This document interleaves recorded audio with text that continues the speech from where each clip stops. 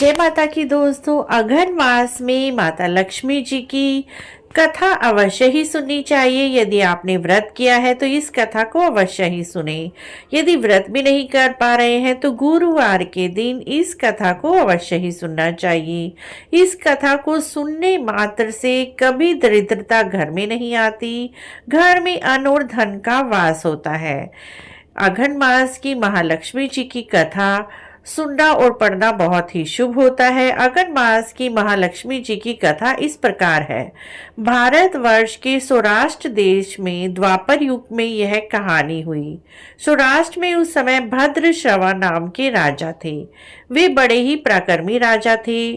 4 वेद, 6 शास्त्र और 18 पुराणों का उन्हें ज्ञान था। उनकी रानी का नाम सूरज चंद्रिका था। रानी देखने में सुंदर और सुलक्षणा थी, साथ ही पतिव्रता थी। इन दोनों के 7 पुत्र थे। उसके बाद एक कन्या का वरदान भी मिला था। कन्या का नाम श्यामबाला था। एक बार महालक्ष्मी जी के मन में आया कि राजा के राज में रहे, इससे राजा को काफी धन दौलत मिलेगी और वह अपनी प्रजा को सुख दे पाएगा। गरीब के घर अगर रहे तो धन दौलत वह अपने ऊपर ही खर्च करेगा, लेकिन यदि राजा के घर रहे तो वह सारी प्रजा को वह धन दौलत देगा। यह सोचकर श्री महालक्ष्मी जी ने बूढ़ी ब्राह्मणी स्त्री का रूप धारण किया। हाथ में लाठी लिए लाठी के सहारे रानी के द्वार तक पहुंची। उन्होंने बूढ़ी औरत का रूप धारण किया था, फिर भी उनके चेहरे पर देवी का तेज था। उन्हें देखते ही एक दासी सामने आई। उसने उनका नाम, काम और धर्म पूछ डाला। वृद्ध ब्राह्मणी का रूप धरी माता लक्ष्मी ने कहा, बालिके, मेरा नाम कमला है। मेरे पति का नाम भुवनेश है।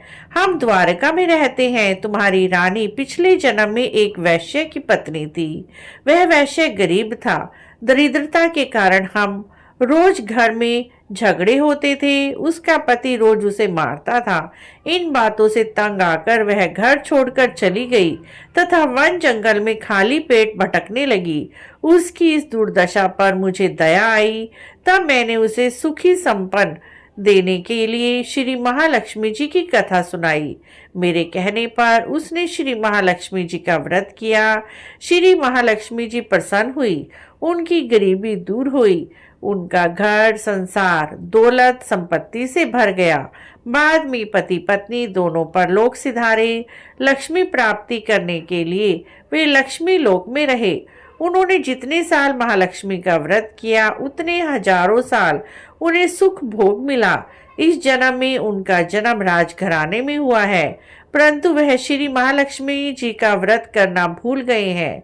उसे यह याद दिलाने के लिए मैं यहाँ आई हूँ। बुढ़िया की बातें सुनकर दासी ने उन्हें प्रणाम किया तथा श्री महालक्ष्मी जी का व्रत किस तरह किया जाए इस बारे में पूछा।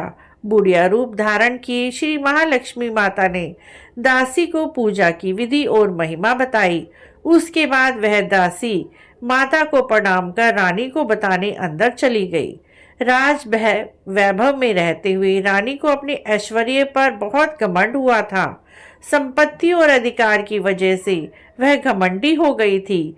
दासी द्वारा बताई गई बुढ़िया की बातें सुनकर वह गुस्सा हो गई, आग बबूला हो गई और राजद्वार पर आकर बुढ़िया रूपी श्री महालक्ष्मी जी पर गुस्से से बरस पड़ी। उसे यह मालूम नहीं था कि श्री महालक्ष्मी माता बुढ़िया का रूप धारण करके द्वार पर आई हैं। परंतु रानी इस कदर रूखा बर्ताव और अनादर देखकर माता ने वहां ठहरना ठीक न समझा।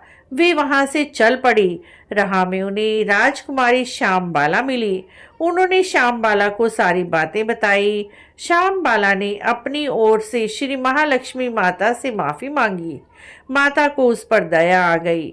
उन्होंने श्यामबाला को श्री महालक्ष्मी व्रत के बारे में बताया। उस दिन अघन माह का पहला गुरुवार था। श्यामबाला ने बड़ी श्रद्धा से श्री महालक्ष्मी जी का व्रत करा।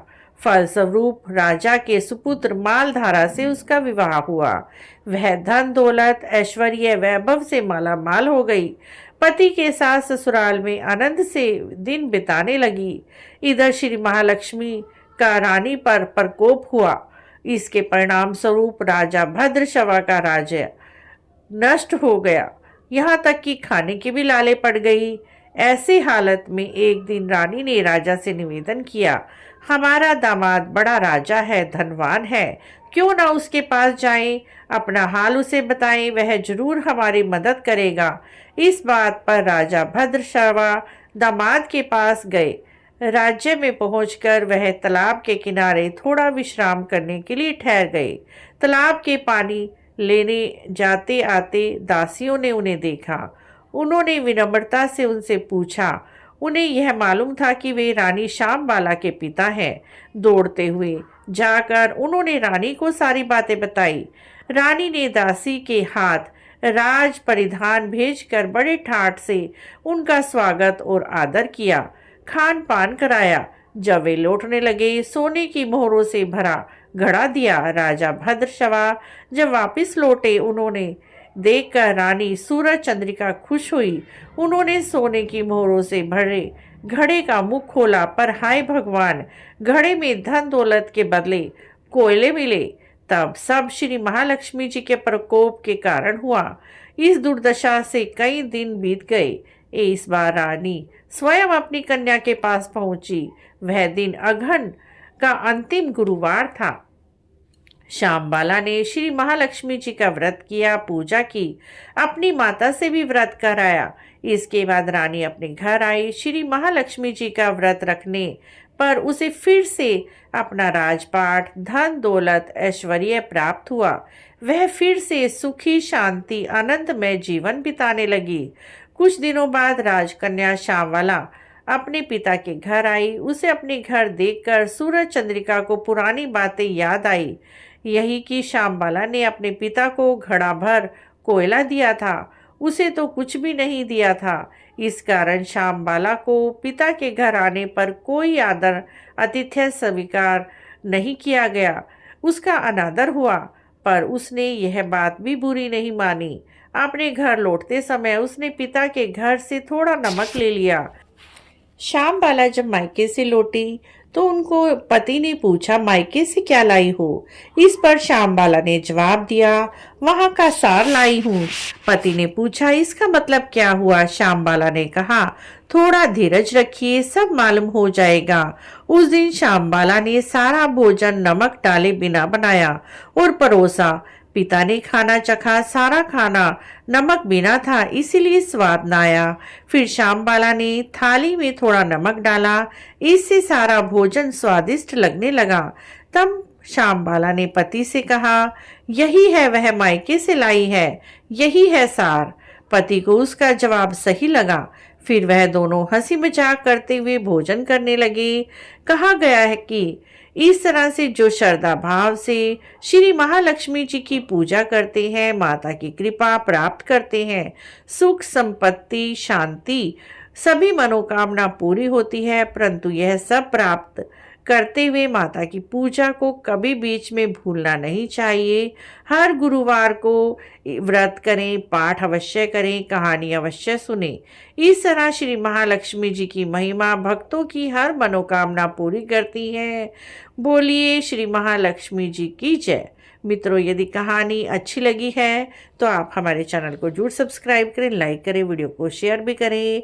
कमेंट बॉक्स में जय महालक्ष्मी अवश्य लिखें और अघन मास के हर गुरुवार को इस कथा को अवश्य ही सुने। वीडियो देखने के लिए आपका बहुत बहुत धन्यवाद।